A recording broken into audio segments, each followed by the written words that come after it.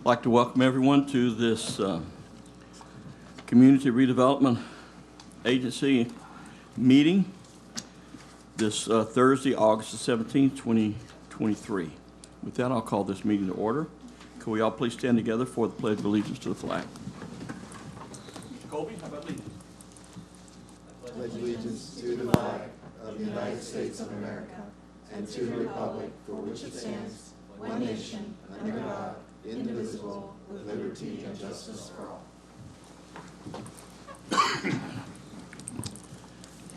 Madam Clerk, will you please call the roll? Chair Blackwell. Here. Vice Chair Irvin. Here. Member Martini. Here. Member Gilbert. Here. Member Flesher. Here. Member Wagner. Member Loading. Here. And Thank with that, you. we do have a quorum. We have a special item to come before us at this time. Who's going to present that? I think I'll start it off. Thank you, Mr. Medeiros. All right. Board members, so as you recall at your last meeting, the board was advised that this property at 900 Ohio Avenue came on the market. It was listed at $425,000, is listed at that. The direction from this group was for the staff to go out there and investigate it, try to get a valuation on the property, and then possibly bring back a contract. So tonight, you have been presented a contract from the seller to sell the property for $425,000. The contract includes an earnest money deposit of $4,000 and a pretty quick closing. The property would close, I think it's 10 days after the expiration of the inspection period, which is 20 days, so basically about 30 days from the effective date of the contract. The closing costs are typical. The seller pays most of the closing costs associated, including the title insurance and items related to the transfer of title, and obviously both parties would bear their own attorney's fees if there are any. This contract, the property is currently leased to a tenant. We understand that that tenant has a lease that expires at the end of January of next year.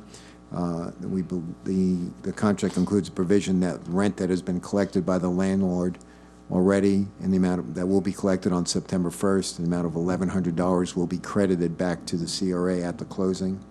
So the CRA will get benefit of that $1,100, and thereafter the CRA obviously would continue with the lease in place until the expiration and decide whether they want to extend it beyond January of 2024. As we talked about valuation, we did go out and have the property appraised. I do not have a written appraisal from you for you to show to you, because we were moving pretty quickly to try to get it done for this meeting because there was some urgency to get this done. The appraisal has been appraised at about the value that it is. It's consistent with it at the $425,000. It is consistent with it. And just by note, the reason why the appraiser indicated that the property may seem like it's a little higher valued is because the property has a future land use of commercial on it. So from an appraisal perspective, they're appraising it at the highest and best use that it possibly could be a commercial site, since the land use on it is commercial. So with that, if there's any questions, we're happy to answer them. However, we understand that the CRA's intention to buy this would be for use for parking lot, which is important that we recognize that tonight, because that's where the funds would be coming from the parking lot allocation that is currently in the CRA budget. And we're recommending approval. If you have any questions, I'm happy to answer them. Councilmember Gilbert. Yes.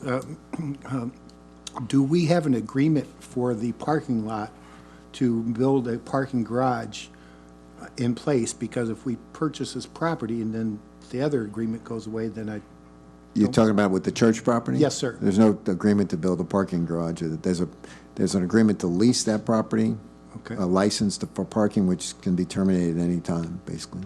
Okay. Yeah, my only concern was if we did buy this property and then the other half fell through, then we're with a property that really, unless we sell it commercially, then we're not, it's not advantageous for us. That's my only question on that. And if it is good and you guys feel it's good, then we need to go through with it. I yield back. Councilmember Urban. I had sort of the same question as Councilmember Gilbert. I know that's because of the way the market is, we need to move quick on this. I just would like to see an agreement with the church as soon as possible as well. And I just, the $425,000, I know that that's the way the market is right now, but to potentially knock this house down to build a parking garage, we're paying $425,000 for an empty lot. It's just kind of sticker shock right now, but I know that's the nature of the market. So, but my only concern again was, like Councilmember Gilbert said, was the agreement for the parking garage. Councilmember Matheny. Thank you. So I can only recount the conversations that I've had with, I called the attorney that works with the church and discussed the potential to have this agreement, and she didn't see that there would be any problem with it. It doesn't exist yet. I think Mr. Manzares is working on it to find the agreement. There is a similar agreement for City of Orlando, Orange County, something like that we can use as a jumping off point. I agree, the urgency of this is just to get it into our possession. And I guess my thought is, if we're unable to move forward with the parking lot or parking agreement, which I feel like we should be able to, we can always sell it. So I'll make a motion to approve it. We have a motion for the approval of the sale. Do I have a second? Second. We have a second motion from Councilmember Matheny, a second from Councilmember Fletcher. Would anyone in the audience like to speak to this item? Mr. Urban, I see your light on. Yeah, could I just ask one more question? I just wanted to know how much of the other parking project would be used for this one. Is that, do we know that, or is basically the other parking garage project being put on hold to do this project? I think next year's budget can accommodate it, right? Isn't that was what the plan was? So in next year's budget, we would be able to return the funds back to the parking garage. Okay, so there's a potential that both projects could move forward. Okay.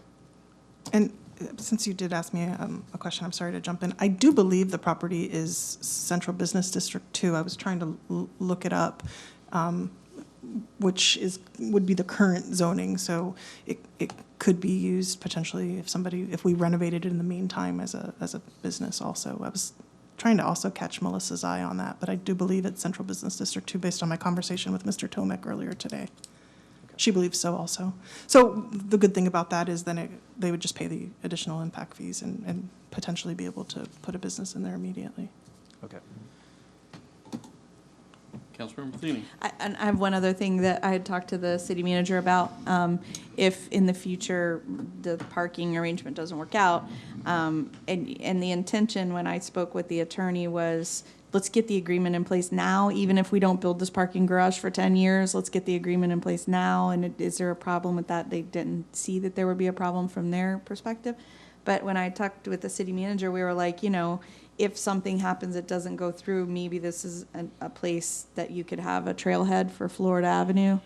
There's other opportunities for the property. If, things fell apart in the future, we could sell it or, repurpose it. I'm sure we'd have to do some financial wrangling depending on where the funds come from, but. Since we're discussing, any other discussion? One more. The lease, would the lease be negligent? Would it be gone after we buy it? No, again, the lease, the tenant has a right to be in that property till the end of January, because they have a leasehold interest. At that point, the CRA could agree to extend the lease it to somebody else or whatever, so. We haven't seen the lease yet. That's one of the things we want to look at during the 20-day inspection period before the closing. Okay, thank you. I was just looking liability. Thank you very much. If there's no other Ms. Miller? Thank you. I did receive confirmation it is definitely zoned Central Business District 2. So if it did take 10 years, in the meantime, we could do a change of use and potentially put more of a professional office type business in there Okay. if the CRA wanted to invest in that. All right. Are we done? Madam Clerk, call the roll. Or can we just have a vote? You can do a voice vote. Okay, all those in favor say aye. Aye. Aye. Any opposed? And it is unanimous. Would anyone in the audience like to speak to the CRA board at this time? not, we move on to our next item, which is our next CRA meeting will be Thursday, October the 5th, 2023. There are no other items on our agenda. We will be adjourned. We need to take a brief break so they can transition for our workshop.